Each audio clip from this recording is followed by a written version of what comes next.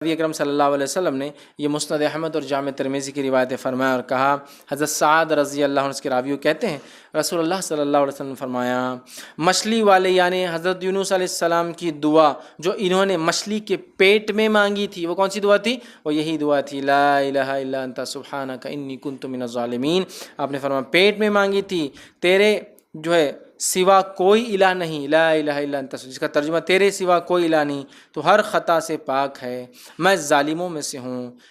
کے واسطے سے جب بھی کوئی مسلمان دعا کرتا ہے اللہ تعالیٰ اسے قبول فرما لیتا ہے۔ جب بھی کوئی آدمی ان جملوں کے ساتھ دعا کرتا ہے، لا الہ الا انت سبحانک انی کنت من الظالمین، اور پھر کوئی دعا کرتا ہے، اللہ تعالیٰ اس دعا کو قبول فرما لیتا ہے۔ اس کو عام زبان میں لوگ جو ہے بہت سارے ناموں سے اس آیت کو جلالی آیت، کمالی آیت اور پتہ نہیں کیا کیا اس کو نام دیتے ہیں، اور اس کے لیے مجلسیں سجائی جاتی ہے نا، لوگ جمع ہوتے